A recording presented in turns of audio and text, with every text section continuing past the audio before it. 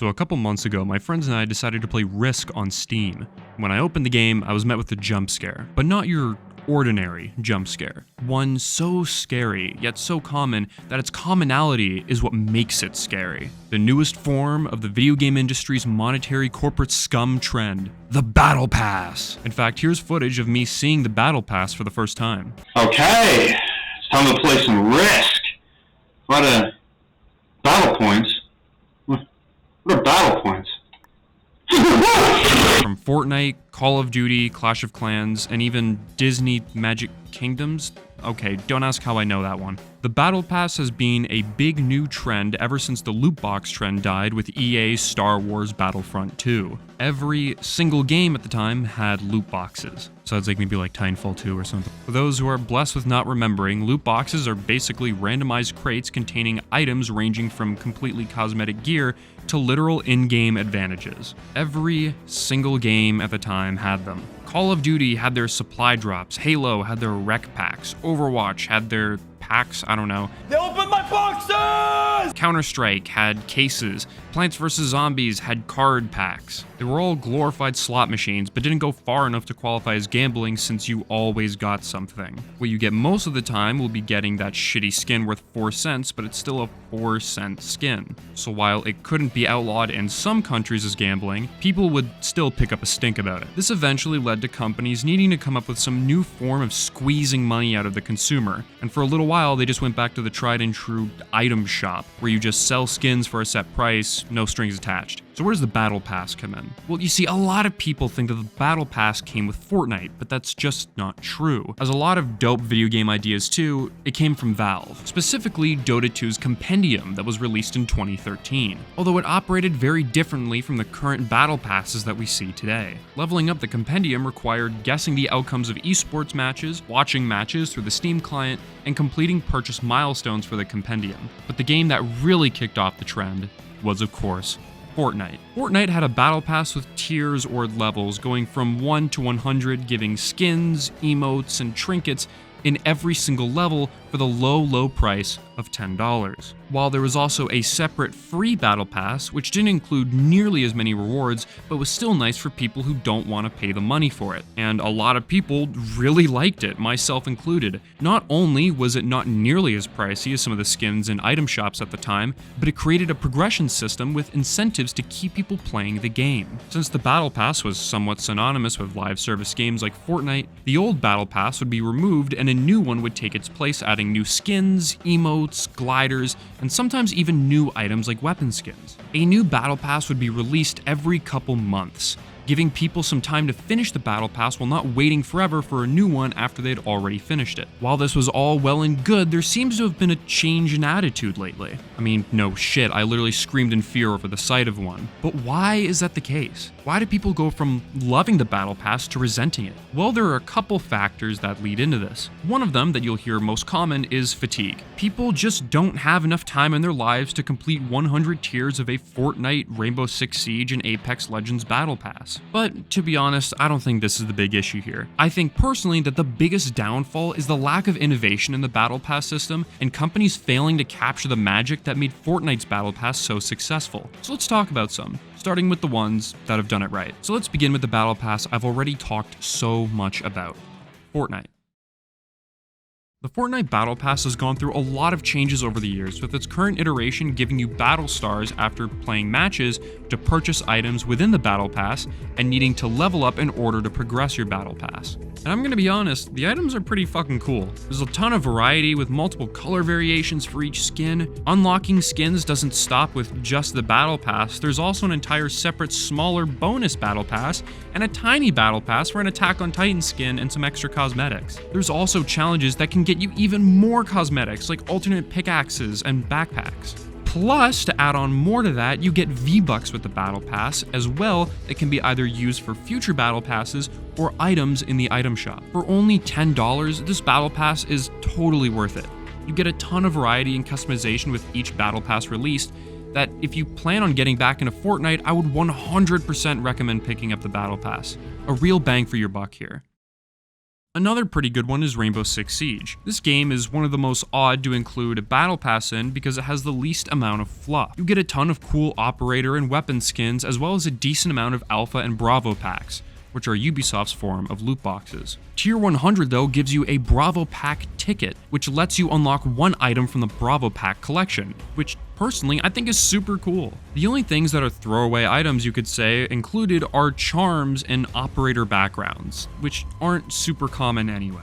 You also get R6 credits, which can be used to buy skins in the item shop or purchase the next battle pass. Probably the most notable thing is you get an operator with the battle pass. And unlike games like Overwatch 2, operators are not as imperative as heroes in Overwatch, and the operators in Rainbow Six Siege can be purchased for free using Renown. So you're basically just getting a quicker way to unlock that operator. On top of all the stuff I just talked about, you also get a discount on everything in the item shop. So a lot of really good stuff. But there is one big glaring problem that drags the entire battle pass down, and it's the overly complicated, instead of a straight basic line progression system that most battle passes have. This game has to be different and include this fucking maze to unlock all the items, and you have to navigate through this dumb bullshit just to get the items that you want. So basically how this works is you have to acquire battle stars by earning experience, and then you use those battle stars to unlock items. But items also vary in price, so as you get progressively further in the battle pass, they will get progressively more expensive. But you can only go so far in the battle pass before you have to get breach charges to unlock more items. But those breach charges also use battle stars, but the breach charge seems to be absolutely useless because I'm able to unlock items further down the maze that are supposed to be blocked off by the charges. I don't fucking know. To be honest, they should really just go back to the normal system. It's better that way. But the attempt was worth it, and I think that what Ubisoft could do is really improve on it and make it better. I don't think that the system is completely lost. I think they have something here.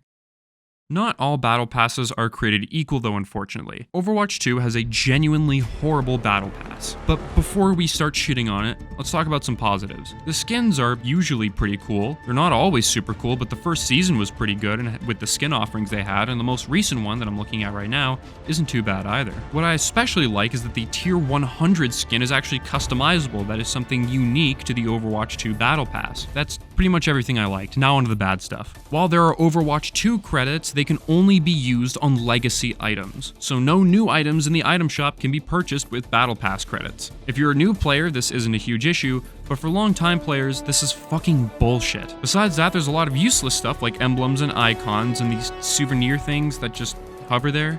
I guess there's supposed to be an emote or something. All it really is though is just adding extra fluff to the battle pass because they can't be fucked to create anything more interesting. But by far, the worst part is the free and paid battle passes are in the same tier. So even though you're paying for a full battle pass, you're actually getting less than most other battle passes because Blizzard is so incredibly fucking greedy as to not separate the paid and free battle pass lanes. Another horrible decision is to lock the new hero of a hero shooter, where hero counterplay is incredibly important, behind a battle pass. Honestly, don't bother, just get the legacy skin pack, or whatever the fuck it's called if you still play the game.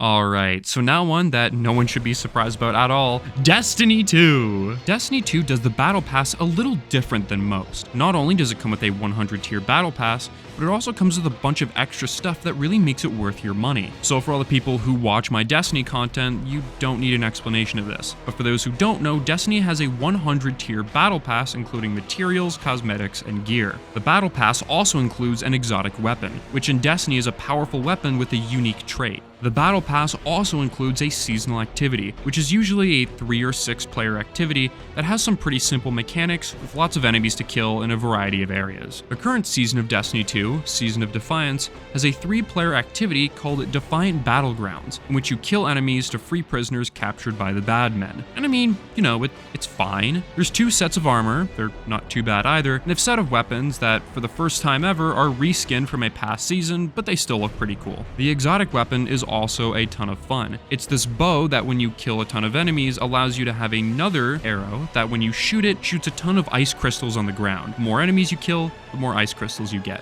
really fun weapon. The Defiant Battlegrounds also follow a story that's more character focused over plot, but has been able to deliver some awesome moments in the past, as well as in the case of the current season, kinda sad moments. RIP Amanda Holiday, you'll probably end up getting revived before this video comes out. Some seasons also include another exotic weapon that can be unlocked upon completing a quest. The current season's exotic quest weapon is really fun and one that I personally really enjoy using. The mission is also great. Bungie puts a ton of work into this stuff and I genuinely enjoy it. Overall, I don't want to be too biased, but the Destiny 2 Battle Pass is definitely a huge bang for your buck, arguably one of the best of the selection, with the biggest downside being the seasonal content such as the exotic quest and the Defiant Battlegrounds are removed after the yearly reset. Clash of Clans is one probably nobody expected, but I thought I should throw this in here anyway, just to have a mobile game in there. Now, despite the Battle Pass being much cheaper than the average Battle Pass, being only around $5 USD or $7 where I'm from, it's by far the least bang for your buck out of every single Battle Pass I'll be talking about today. Even less than Overwatch 2. You mainly get some boosters that make upgrading buildings and training troops faster, but that's about it. In terms of cosmetics, you get one for one hero. That's it. How about maybe like one or two more? Maybe like a base scenery change for max tier? No, instead for max tier we get an instant hero upgrade and an instant gold refill, not even a full bank refill. It also doesn't help that you can only spend a certain amount of time playing the game and leveling up your battle pass because everything takes fucking forever. While this is a rant for another time, the Clash of Clans battle pass, to literally no one's surprise, is mobile game garbage and you should only think about getting it if you actually play the game. I just bought it to see how effective the benefits are. I could have bought a fucking medium hot chocolate and a honey cruller from Tim Hortons with that money. Would have been more worth it than a 10% booster and some gold and some capital gold. That's about it. The Master Chief Collection is unlike all the other battle passes in the sense that it's not paid at all, actually.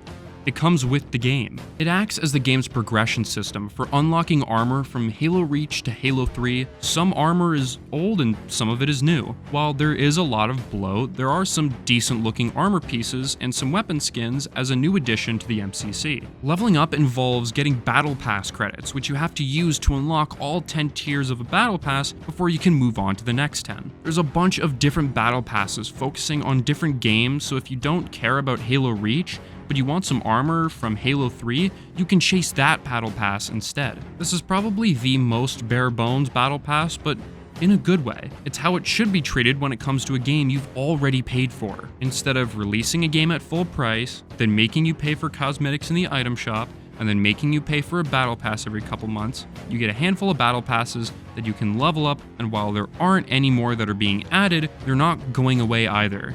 And it's free. And that's it. It's just good, which is going to make the last one really fucking jarring.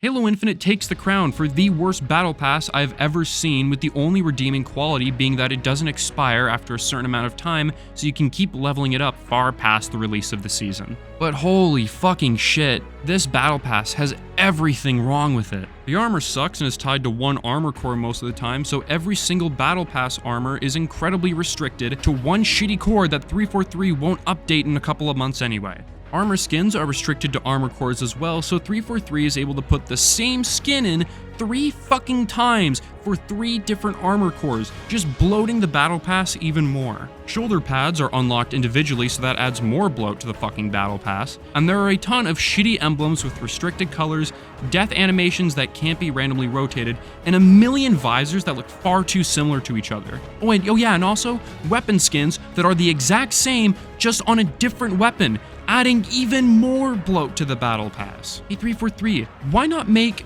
different weapon skins or just tie all the weapon skins to the same weapons instead of this copy-paste bullshit? What's crazy is despite Halo Infinite almost being a year and a half old, it's only now on its 3rd season. In a year and a fucking half, 343 has only made 3 actual battle passes with some tiny event ones in there, but they still managed to feel bloated by the shoulder pads and shitty emblems. To rub more salt in the already salty wound, 343 doesn't include any credits that can be used in the item shop, not even shitty legacy credits like in Overwatch. It's baffling how awful this battle pass is, and I 100% think that you should never buy this battle pass, or hell, even give 343 any of your money. Maybe Microsoft should finally get someone else to work on their game after 343 managed to fuck up the monetization in a game that pushes it so incredibly hard. Fuck 343, and I hope that all the lazy assholes who work there get fired. Alright, so that was kind of heated, but overall, we've seen some awesome battle passes and some scumfucks trying to jump on a trend. But that's all the battle pass really is. A trend. A way to make more money out of the consumer that keeps working because people keep buying it. While I can see larger games continuing to use this system, I think smaller studios are either going to have to do something else or adapt to make players want to level up their battle pass more than the big guys at the top. But it won't be around forever. Fatigue has already started to set in and people are starting to voice their annoyance with the battle pass system. While I'm kind of sick of them, I'll only get them for the games that I play a lot. And I think that's far better than a virtual fucking casino. Okay, so that's it for the end of the video. There's a couple more things I want to talk about before I close the video, mainly just shoutouts and stuff like that. So if you don't want to hear about any of this stuff, if you don't want to hear some shoutouts or updates, you can just leave the video. They're not an issue at all. I don't really care. First, I want to address the Lightfall video. I know in my community tab I said that I would get it out as soon as possible, but a couple things have hit me, like, for example, some of the points that I'm talking about constantly change because Destiny is constantly changing. So those are being changed and the script is pretty much done. I'm recording this on, what is it today? May 12th, so the script is pretty much done, and by the time this video comes out, I will be already partially through editing the Lightfall video. So that'll come out at some point, probably within the next little while, so be ready for that. But now I want to talk about the Covenant. If you guys have been looking at my channel, you may have noticed that below all my videos, you'll see a thing that says The Covenant on it. There's a bunch of different channels there. These are some of my friends, some people that I plan on collabing with at some point, and so some of them make content, some of them just have a channel that exists. Some notable ones are Skrakes, Lazy Flavio or Flavio, and Doc on the Radio. All these guys, they currently, well, Doc doesn't make content anymore, and Flavio hasn't really made anything the past little while. But Skrakes, he makes content, so all these guys have made some stuff on YouTube.